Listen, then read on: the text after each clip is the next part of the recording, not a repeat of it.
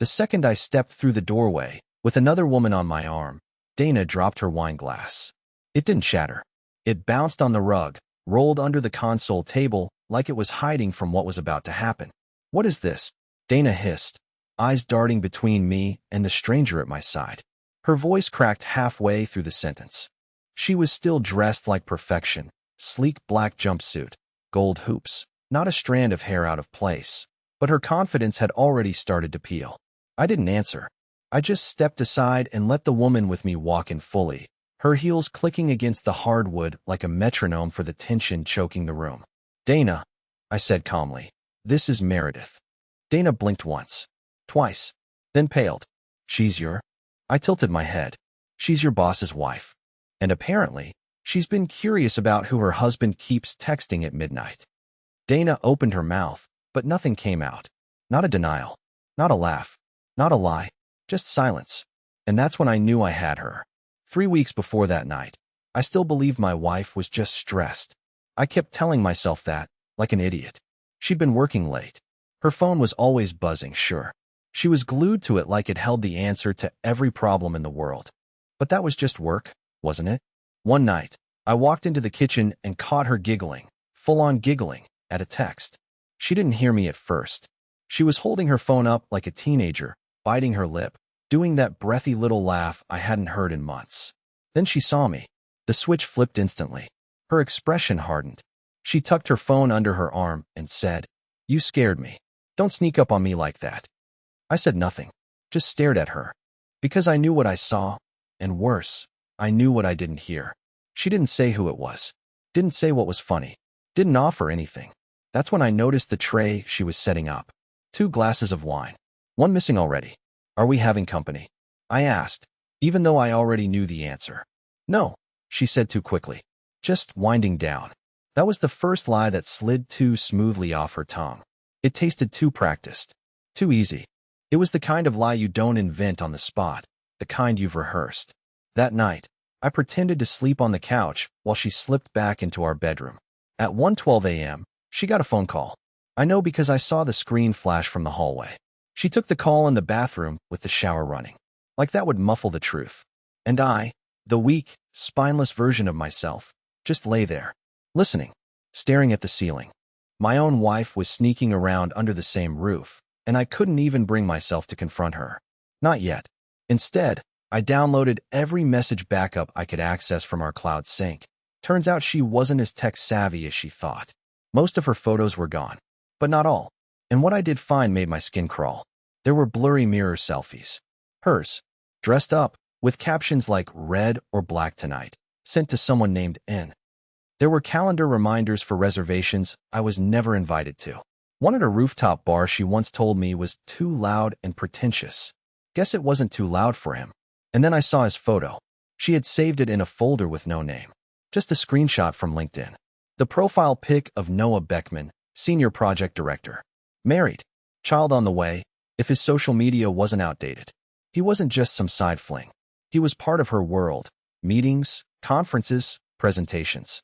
He existed in her daytime and her after dark. So I did what I've always done. I kept quiet and planned. The next day, I sent flowers to Meredith Beckman. From a concerned party. No note. No explanation. Just the beginning. I thought she wouldn't respond. Honestly, I expected that.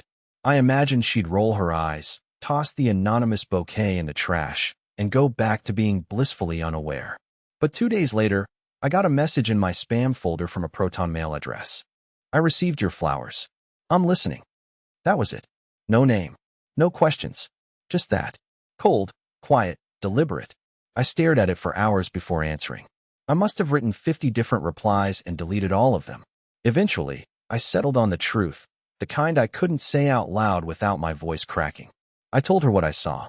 The name saved as N. The photo. The texts. The calendar reminders. The mirror selfies. All of it. I didn't expect what came next.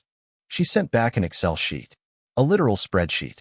It had dates, times, expenses, hotel names, cross-referenced with calendar entries from her husband's corporate account.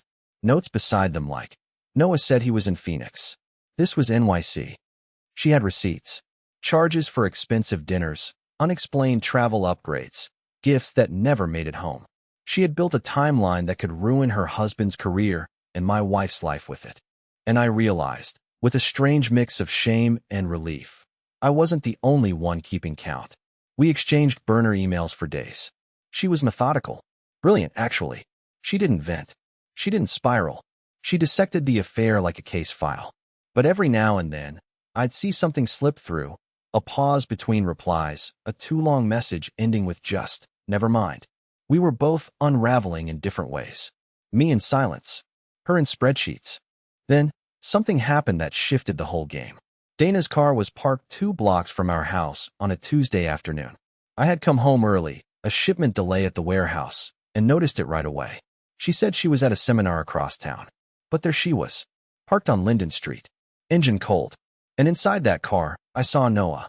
They were sitting in the front seats like awkward teenagers, too paranoid to check into a hotel, but too addicted to stay apart. They didn't see me. I didn't make a scene. I just took a picture. Then I sent it to Meredith. No caption, just the evidence. That night, Dana came home like nothing happened. She even brought takeout. Thai, my favorite. She sat down at the table and asked how my day was. I stared at her for a solid 10 seconds before forcing a smile and saying, uneventful. But inside, I was boiling. And so was Meredith. Because 24 hours later, she sent me something chilling. A photo of her standing beside Dana at a company charity event. Arms around each other. Smiles wide. The caption read, "She doesn't even remember me." That's when the plan started to shift from quiet exposure to personal devastation. We weren't just going to reveal the affair. We were going to walk into her world and detonate it from the inside. The irony is that my wife had no idea the walls were already closing in. She smiled more that week. I guess having both men in her life perfectly compartmentalized made her feel powerful. But her smile wasn't for me. It hadn't been for a long time. I was just the placeholder, the default setting, the husband who always left the porch light on and never asked too many questions. But I wasn't that man anymore. Meredith wasn't either. She had been quiet long enough, she told me. So we moved to the next phase, observation. Not from a distance, from inside. Meredith had resources I didn't even know existed. A private investigator? Please. That's amateur hour. She had access to internal company schedules, guest lists, donor logs, client dinners. Everything Dana thought was hidden behind NDA silence and polite applause. Turns out, the same corporate ladder Dana was climbing was being quietly tracked by the woman married to the man holding it steady. There was an upcoming networking retreat. Invite only. Executives, spouses, a weekend at an exclusive estate property 2 hours outside the city. Dana had mentioned it offhand weeks ago. She said she wasn't going because Noah told me it's mostly boring speeches. She lied. Her name was right there on the list, under Marketing Leadership Division. But next to her name wasn't guest, husband. It was blank. Noah's guest slot? Also blank. They weren't stupid, not quite. They were planning to sneak off alone, under the guise of attending the same event separately. I suppose they thought if they didn't show up hand in hand, no one would notice. They'd rent a cabin or a hotel nearby, appear at the sessions just enough to be seen, and disappear the rest of the time. So Meredith decided to fill in the blanks. She pulled strings I still don't fully understand. Something about an anonymous donor needing extra guest slots. Whatever it was, it worked. Dana's boss approved a revised list that included Meredith Beckman and Ellis as sponsor attendees. Dana didn't know. Noah didn't either. We weren't just watching anymore. We were entering the arena. Now, I need you to understand something about me before you judge what came next. I'm not the revenge type. Or at least, I never thought I was. I'm the guy who pays the electric bill early, who recocks the bathtub without being asked. But something about knowing that my wife, the woman I built a life around, was willing to throw me away like a winter coat in April, it broke something in me. Or maybe it woke something up. The weekend arrived. Dana packed a suitcase with her usual business casual clothes, kissed me on the cheek like she always did, and lied straight to my face. I'll be at my sister's. Her baby's been sick and she needs help for a few nights. I looked her dead in the eyes and said, "Tell her I hope he feels better." She smiled. "I will." I wonder if she noticed how I didn't even ask which sister. I have never met either of them. She'd mentioned them dozens of times, but never introduced me. They live out of state, supposedly. Maybe they're real. Maybe not. 3 hours later, Meredith picked me up in a sleek charcoal-colored sedan that didn't belong to her. She'd rented it under a business alias. "No plate trails," she said with a dry laugh, tossing me a guest badge. "We blend in. We don't confront. Not yet. We observe. Let her come to us." The estate was breathtaking. Manicured lawns, marble columns, a lobby that smelled like eucalyptus and money.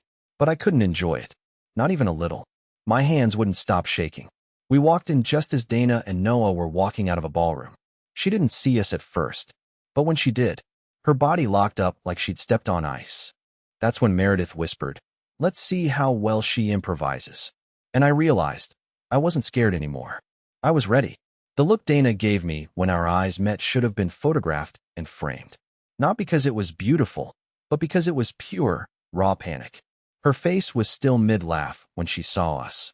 One hand resting gently on Noah's forearm like she had just told him something clever and intimate. Her smile froze first. Then her fingers slipped away from his arm. Then she blinked 3 times, rapid fire, like her brain couldn't compute what she was seeing. And to be fair, it must have felt like a hallucination. Because there I was, the man she thought was home eating leftovers, walking through an executive resort lobby with her boss's wife beside me. Both of us dressed just enough to look important, but not enough to be threatening. That was the art of it. Meredith knew the game. Play it subtle. Don't shout. Don't expose. Just exist in the space where you're not supposed to be, and let the cracks spread on their own. Dana approached us after about 10 excruciating minutes.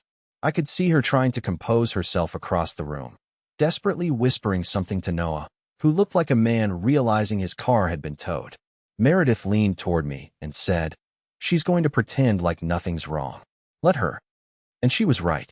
Dana walked over, fake confidence blazing like a cheap candle. "Ellis," she said, tone light, but too high. "I didn't know you were invited." "Oh," I said, giving her the same look she gave me when she'd come home at 2 a.m. from client drinks. It was last minute. Meredith thought I'd enjoy the change of scenery. She was right. Dana's eyes shot to Meredith, who smiled like she was greeting an old acquaintance at the grocery store. "So nice to see you again, Dana. It's been what? 2 years? I still remember that fundraiser. Your dress was stunning." Dana nodded like a robot. "Yes, thank you. That was a good night. Wasn't it?" Meredith replied, her voice velvet with daggers. So many interesting connections made that evening. It was a masterclass in slow destruction. Dana couldn't accuse us of anything without exposing herself. She couldn't ask what I was doing there without implying guilt. She couldn't run without everyone watching. She was trapped, smiling on the outside, drowning inside. That entire day was a game of polite warfare. Dana tried to steer clear of me without making it obvious. Meredith made sure to always be just within her peripheral vision. At one point, Dana even tried to pull me aside, corner me near the restrooms. She leaned in, lips tight, and whispered, "What are you doing here? Are you trying to humiliate me?" I whispered back, "You humiliated yourself. I'm just attending a seminar." She tried to keep her expression neutral, but her hands trembled. She crossed her arms and said, "You're acting crazy." I raised an eyebrow. Crazy? Or just finally present? She had no response to that, just walked away without another word. That evening, during the cocktail mixer, Noah stood uncomfortably close to Meredith and me. He was trying to make sense of it all, trying to read the room, figure out what we knew. Meredith gave him a brief smile and said something that shattered him more than any accusation could. "Noah, I just want to thank you for being so supportive of Dana's growth in the company. Not many men in your position would be that generous." He paled. She walked away. Dana clung to him the rest of the night, like a sinking passenger gripping the last lifeboat. But it was too late. I wasn't just the clueless husband anymore. I was the husband she underestimated, and she was starting to realize it. By the time the second day of the retreat began, Dana was already unraveling at the seams. Not in the loud, dramatic way you see in movies, but in the quiet, pathetic kind of way that only people who care about appearances can understand. She started arriving late to the sessions. Her hair wasn't as polished. Her smiles took longer to form and vanished too quickly. She was watching everyone like they were all in on a secret she didn't know. Because in a way they were. Meredith had begun to speak. Not directly, not in a public announcement. No, she was more surgical than that. At breakfast, she sat with two senior board wives and spoke in carefully controlled tones about loyalty, workplace boundaries, and how easy it is for some people to forget they're married when the conference lights dim. She never named names. She didn't have to.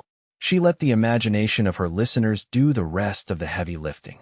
By noon, Dana's name was being whispered in corners. I watched it happen. A subtle glance, a tilt of the head in her direction, followed by a chuckle that didn't sound innocent.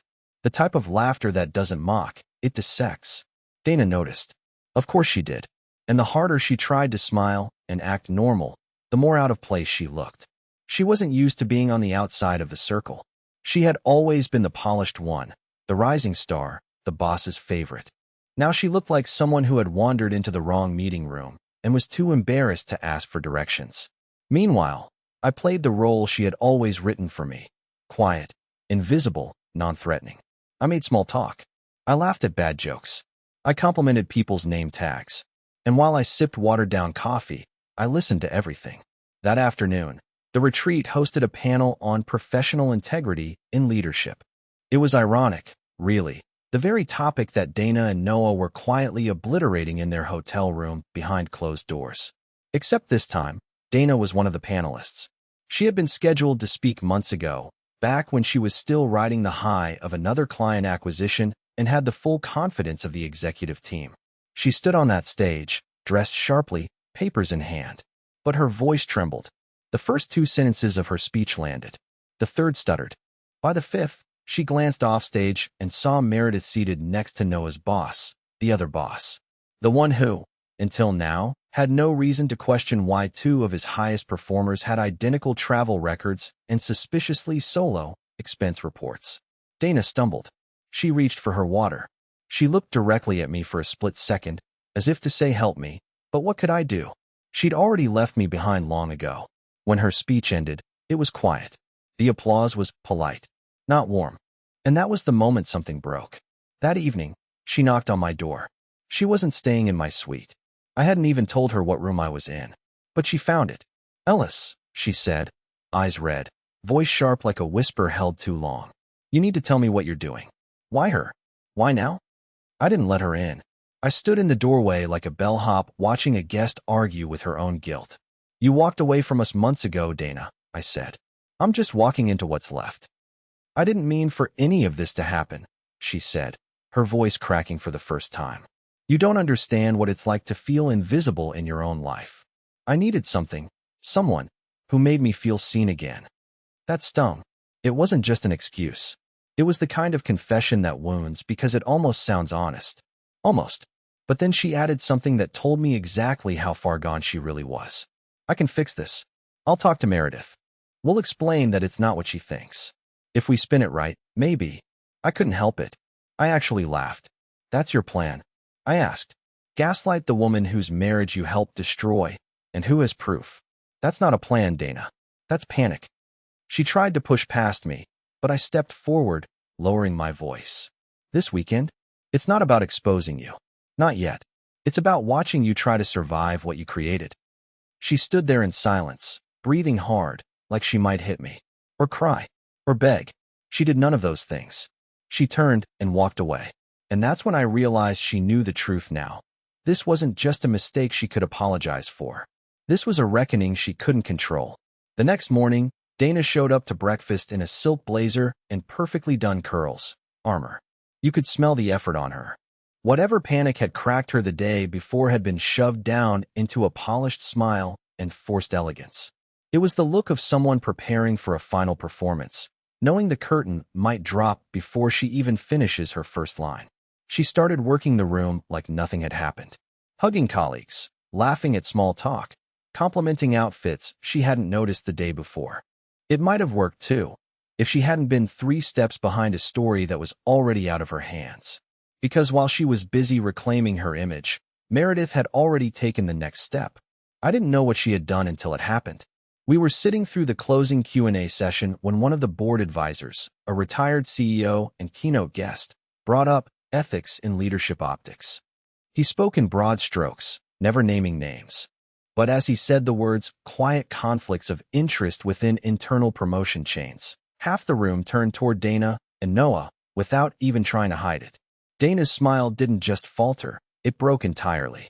Her hands clenched on her lap. Her jaw twitched. And for a full minute, she looked like a student caught cheating in front of the entire class. That's when she made her final mistake. She stood up, not to leave, not to hide, but to speak. "I'd like to say something, if I may," she said, stepping into the silence like a woman grabbing at smoke. You could feel the discomfort ripple across the chairs. Everyone knew this wasn't part of the schedule, but no one stopped her. "I know there have been rumors," she began, "and I know how easily perception can shape reputation, even when there's no real evidence. I want to be very clear. I have always acted within professional bounds, and any personal connections have never influenced decisions or company direction."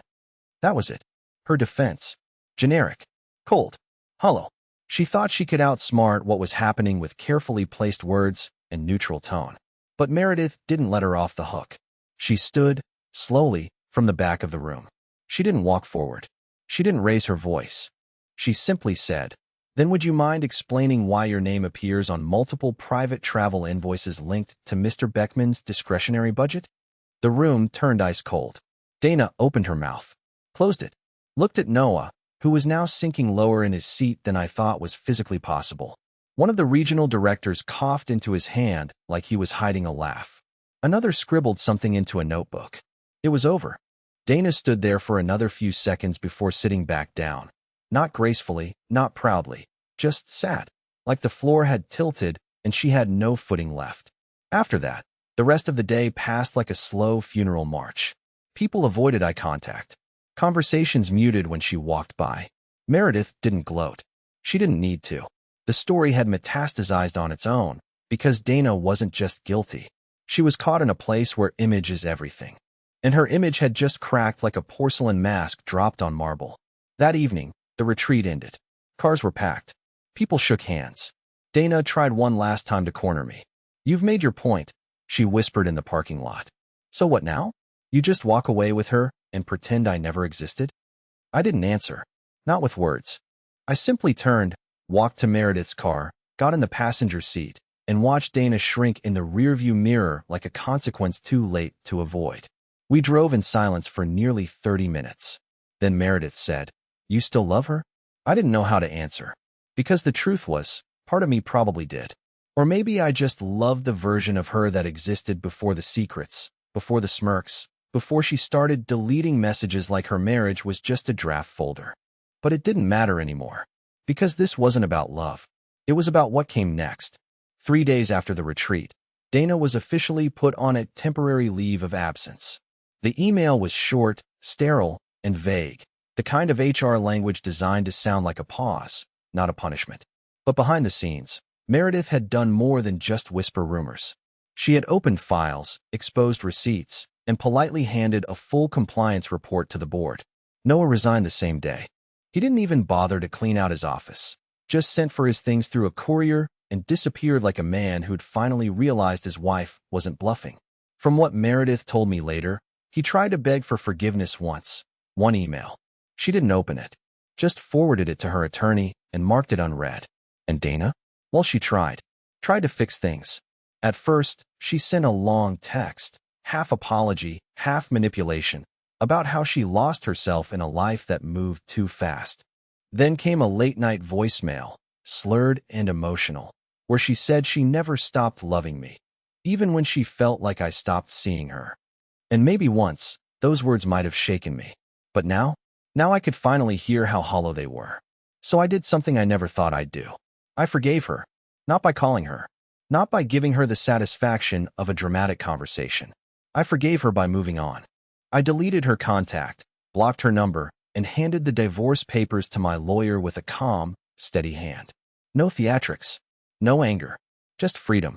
But the part that surprised me most was Meredith. She wasn't cold when it was over. She wasn't vengeful either. One evening, a week after everything had settled, we met up. No agenda, no secret plan, no bitterness to nurse. Just two people who had been burned and had walked through the fire without turning to ash. We sat on a park bench and drank coffee. She told me she was planning to travel. Maybe Italy, maybe Morocco, somewhere she didn't have to think about keynote speeches and quarterly budgets. And before she left, she said. You don't have to let this define you, Ellis. You didn't deserve what she did. But don't stay stuck in it just because it's what you know. That line hit me harder than anything Dana ever said. So I didn't. I sold the house, took the savings I'd been hoarding just in case, and finally moved to that small coastal town I used to look up on Zillow every time I felt trapped. I found a place with creaky floors and sun-faded windows, right near the harbor. It wasn't fancy, but it was mine. And now, I wake up to seagulls instead of silence. I make coffee for one and never have to wonder who she's texting across the table. I don't care if the house gets dusty or if my dinner is frozen pizza 3 nights a week. Because peace isn't loud. It doesn't come with fireworks or applause. It comes with breathing, real, honest, unshaking breath. And for the first time in years, I can.